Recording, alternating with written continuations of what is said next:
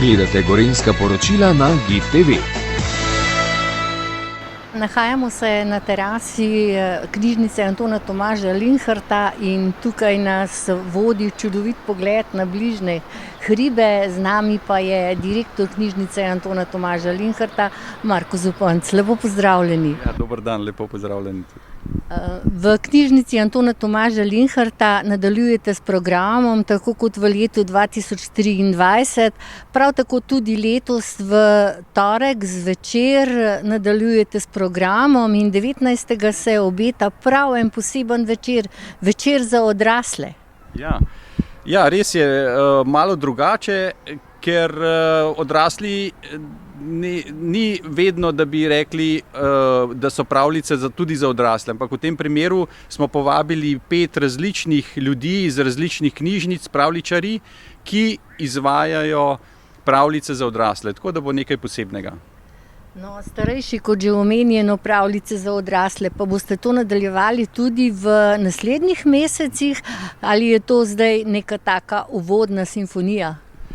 Ja, zdaj vseeno bomo ostali pri pravljicah za otroke, ki so vsak četrtek, pa tudi razne delavnice imamo za otroke, tako da otroci vedno dobijo nekaj v knjižnici za njih, to se pravi ali ročne ali da s poslušanjem nekaj, kar je primerno za otroke. Zdaj, kar se pa pravljičnih večerov za odrasle, v redu je ta nekak središčen in smo ga bo kot poizkušina, da vidimo, kako bodo ljudje to poslušali oziroma odreagirali, kako jim bo všeč, potem bomo pa videli, če bomo tudi v nadaljevanju še take večere organizirali. In kako ste zadovoljni z obiskom v torkih zvečer, kadar imate določen program?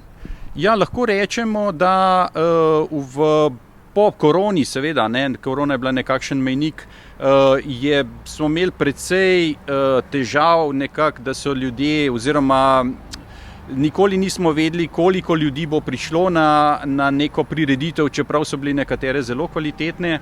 Vendar lahko rečemo, da zdaj v tem 2023 se je, ko bi rekel, popravilo nekje na, to se pravi, tako kot je bilo pred korono, številke so tam nekje. Tako da smo zelo veseli, da kar precej ljudi prihaja nazaj v knjižnico oziroma se udeležuje teh raznih naših prireditev oziroma vseh dogodkov, ki jih organiziramo. V knjižnici pa imate tudi zelo zanimive knjige, ki se jih lahko izposodijo, ne samo odrasli, temveč tudi otroci. Ja, zdaj izbor 2023 smo morali nekoliko zmanjšati nabavo knjig, vendar še zmeraj gledamo, da so tiste najkvalitetnejše knjige, bodisi za odrasle, bodisi za otroke, da jih imamo na naši knjižni polici in to zares gledamo, da ohranjamo to kvaliteto. Morda pri določenih izvodih, ki so zelo popularne, je čakalna vrsta oziroma jih nimamo več izvodov, ampak gledamo na to, da držimo to kvaliteto, ki smo si jo zastavili. Sicer pa vi vabite v knjižnico tudi nekje v Lescah, v Bohinjski Bistrici, na Bledu, v medgeneracijskem centru. Ja, mi imamo 10 enot v vseh 4 občinah in v vseh enotah gledamo za to primerno razpršenost knjižničnega gradiva. Tudi recimo imamo tukaj eno bazo knjig, mi rečemo potujoča knjižnica, ki stalno zamenjuje tiste starejše knjige, ki so na neki enoti. Recimo, v Kropi, ker je knjižnica relativno majhna oziroma premajhna za naše standarde, ampak vendarle, kar se pa knjižničnega gradiva izvodov tiče, pa zmeri nekako en določen fond gradiva gre tja, da osvežimo to zbirko, starejši pa pride nazaj nam v knjižnico. Kljub temu, da smo še v mesecu marcu, pa bova z direktorjem knjižnice Antona Tomaža Linharta skočila že v mesec april, ker se obetajo tudi zanimivi večeri in že v začetku 9. aprila prihaja v goste Viki Grošelj. Je to tako, gospod Zupanc? Ja, res je. Ja, Viki Grošelj je legenda, slovenska legenda, predvsem ali pa legenda slovenskega alpinizma in v resnici je človek, ki Človek Nepala, pa bi jaz rekel tudi srca, ne, in načina življenja, ki ga nekako sporoča, ne, pa tudi je zelo intelektualno razvil neko miselnost, neke koncepte, ki so zelo pomembni za življenje. To mislim, ne, in se mi zdi, da v teh knjigah on sicer govori o 33 odpravah, ampak dejansko lahko vzamemo to kot pot našega življenja, ne. Zdaj, zakaj je to dal takšen naslov in to, kar nam ima sporočiti dejansko 9. aprila, ga bomo slišali in smo zelo veseli. Torej, vse ne bova izdala, torej vabljeni v knjižnico 9. aprila. V knjižnici Antona Tomaža Linharta pa se obeta tudi neka novost. Za kakšno novost pravzaprav gre, ki jo uvajate? Ja, že pred časom, oziroma že lansko leto smo začeli Sokrates Cafe. To je ena skupina ljudi, ki izbere aktualno temo in se o njej pogovarja. Zdaj smo šli pa nekako,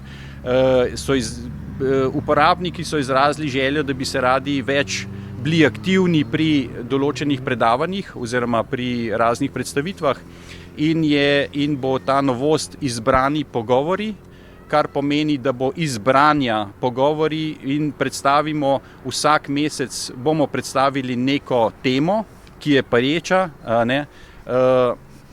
V mesecu aprilu smo izpostavili nujnost sreče, a ne.